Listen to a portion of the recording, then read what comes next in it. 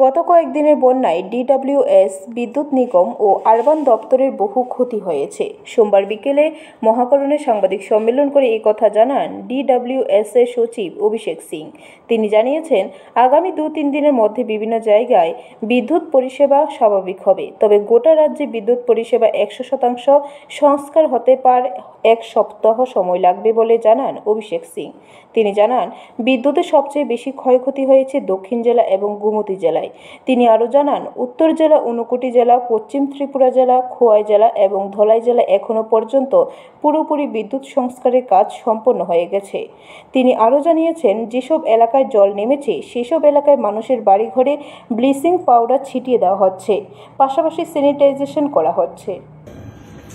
Chief Engineer, Urban Development Department, as well as Chief Engineer DWS Department, Shri Shamlal Bhamik, এবং General Manager Technical TSCCL, Shri Sapan Devar। আমরা আজকে 3 ডিপার্টমেন্টের ব্যাপারে আপনার সঙ্গে এখন যে আমাদের এখানে ফ্লাড হয়েছিল ওটার উপরে যে বিভিন্ন স্টেটাস আছে ওটার উপরে ডিসকাস করব। এখানে পাওয়ার ডিপার্টমেন্ট আছে, আরবান ডেভেলপমেন্ট ডিপার্টমেন্ট আছে, আর ডিডব্লিউএস ডিপার্টমেন্ট আছে। सर्वप्रथम 19, 20, 21 তারিখে যে বিশেষ পরিস্থিতি উৎপন্ন হয়েছিল, তারপরে বন্যা হয়েছিল, ওখানে আমাদের এখন পর্যন্ত যে রিপোর্ট আছে ওটা এক্সটেন্সিভ আমাদের পাওয়ার লাইন্স ড্যামেজ হয়েছে। আর এক্সটেন্সিভ ড্যামেজ অ্যাসেসমেন্ট আমাদের এখনো চলছে।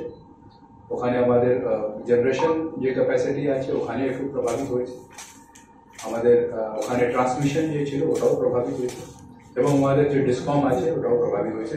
যেখানে আমাদের 33 kV, 11 kV লাইন্স অ্যান্ড বিভিন্ন জায়গায় ট্রান্সফর্মার অলরেডি এটা প্রভাবিত হয়েছে।